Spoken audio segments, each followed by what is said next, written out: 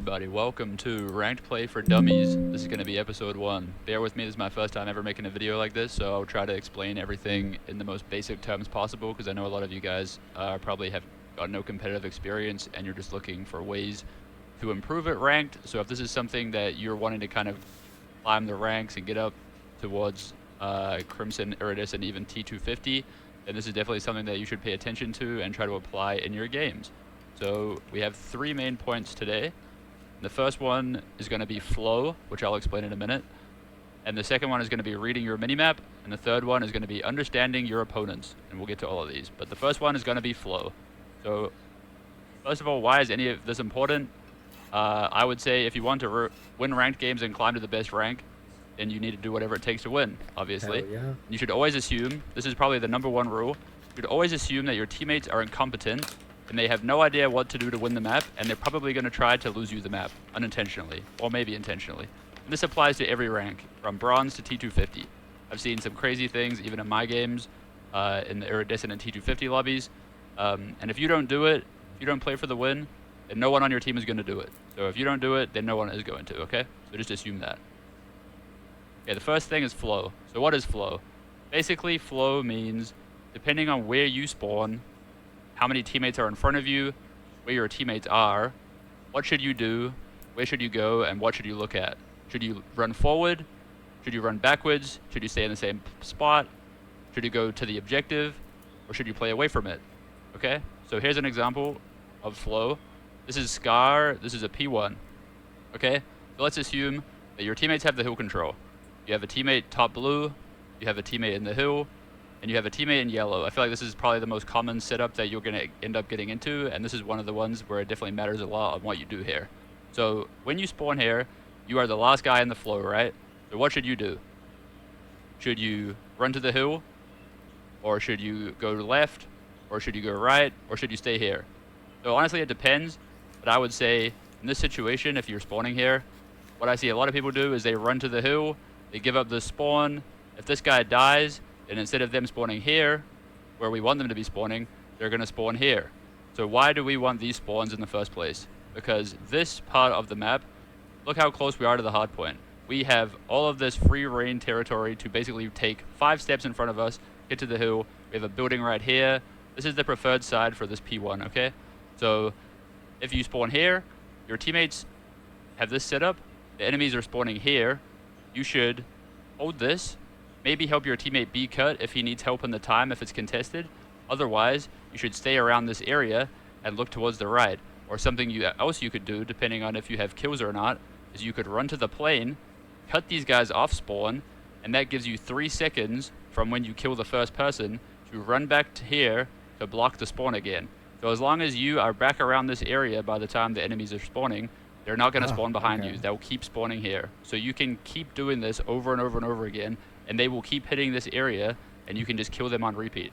Okay? I'm not going to get too in-depth into it because it's the first episode, but that's basically the gist of it. Ow. Next situation is bumping. So on this situation, on a Den P4, if our teammates are in this setup, we've got one guy holding the back, we've got one guy in the hard point, we've got someone in the small room watching his window. So he's probably going to be watching his outer. Let's say we spawn here, right? Our teammate's already blocking the back. So let's assume he's going to stay here. Protect your dreams under our roof. Isn't this the dream, Grandpa? American Family Insurance. Not everyone's life runs in straight lines. At Sophia, we get that. Our flexible, affordable, self-paced college-level courses help thousands of people just like you complete their degrees for only $99 a month. Let's hope that he will do that. He probably won't, but let's hope that he does. The enemies are spawning here, and they are most likely going to hit front, right? So what should we do?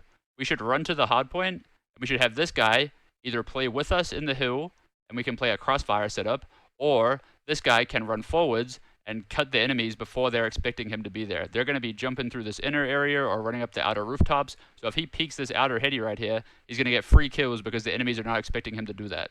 So if he does that, and you go to the time, then bang, your setup's golden. They keep spawning here because your teammate's blocking, and eventually you can actually get pushed up all the way front here, and they'll spawn even deeper. And that's our objective here. But that's basically what I mean when I say bumping. Okay, second section is going to be about reading our minimap. So hopefully you guys are all aware that there is a mini-map at the top left of your screen. It does show your teammates' arrows as well, which is going to be the most important part for us, and it also shows red dots. Red dots are helpful, but I would say seeing where your teammates are and looking at this all the time, probably at least once every 2 or 3 seconds, depending on the situation, is incredibly important. We can figure out like where the enemies are going to be spawning, what they're going to be doing based off looking at our mini-map, right? So here's an example. If you're in this situation, your teammates have the hill, right? This is a blackout P2. So we have one guy here watching the mid-door exit. We have one guy pushed up here holding front. And then this guy is also holding the mid-door exit with this guy. So what should we do based off the mini-map right here when we spawn up? Because we should be able to see all of these arrows on our mini-map. I know this is a attack map, but we should still be able to see this on our mini-map. What I would say here is, depending on the red dots that you're seeing, this is where this part comes in. If they're all around the front area or the middle map area, then I would just say either go here and help your teammate, or stay here and play a kind of safe angle and help your teammates with these pushes to allow some sort of team shots to come through. But if we don't have information on where they're going and our teammates are not fighting them front, and we're not seeing like 3 or 4 people front, then I would say you should go right here and hold the left, or even go here, or you could even push up around here. Just be careful with the spawns here. But if your teammate plays on the back side of the hill, it should be no problem. So maybe chat, even too, if you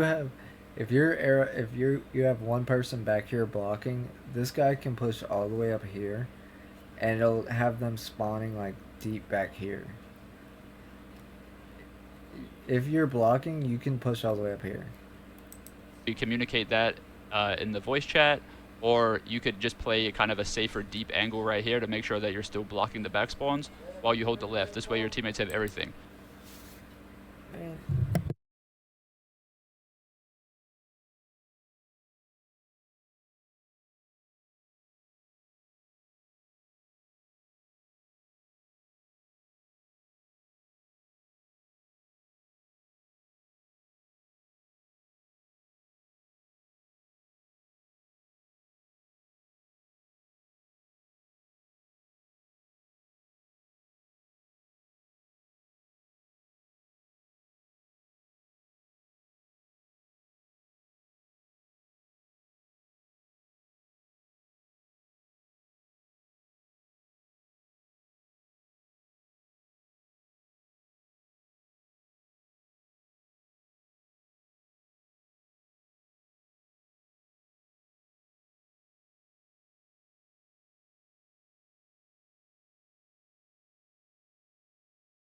So looking at the minimap is going to be incredibly important to make sure you're picking up what the teammates do not have, and assume that they will not pick it up. Because ideally this guy would probably pick up the left right here because he has a better timing for it, and then this guy would bump to pick up the middle. But that's probably not going to happen in a ranked lobby, so just assume that you have to get it yourself, okay? And the last thing that we're going to talk about is going to be understanding your opponents. So why is this important? Depending on the level of players you are playing against, this ranges all the way from bronze into about T250. People are going to do different things. So in the lower ranks, from what I've experienced, people are almost always going to take the shortest route to get to the hill. They are going to be head bashing. They're going to be running at the hard point and trying to break it as fast as possible. They're going to take the shortest route possible. In comparison, in the higher ranks, I would say that they still do headbutt the hill a lot, but better players, pros, or top challenger players are always going to try to take the smart routes and the good plays to flip the maps to a preferable side.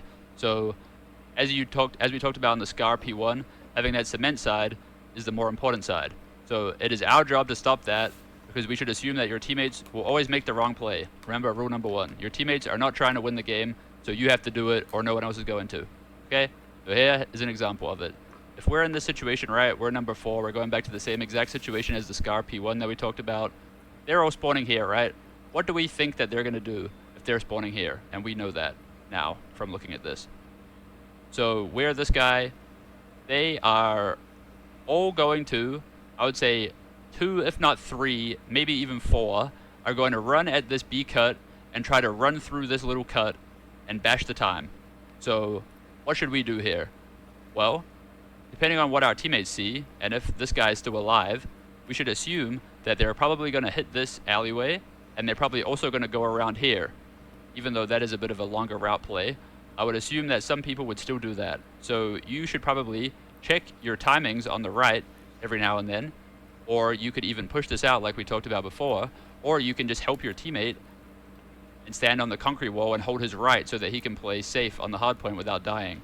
So basically, we just need to think about what our opponents are going to do and what we think that they are most likely to do in the situation depending on where they're spawning. So another example would be on the Scar P2. Say we're holding it from this side right here, the blue side. We are spawning them over here, right, by the truck. So what are they going to do? Are they going to hit mid and take a long route? Are they going to try and pinch us? Probably not. One person might do it, maybe in a higher rank, but for the most part, they're just going to bash the time. So what should we do? We should reinforce the hill with our teammates, play close with them, try to hold one side. It's okay to have the bad side if you play the setup around it and you don't flip the spawns and make it mixy. So what you want to do is just reinforce the time, play with your teammates, and hold crossfires with them. Try to make your teammates as useful as possible, and often using them as bait is actually the easiest way to make things work, because you can assume that your teammates are probably not going to know how to do that for you.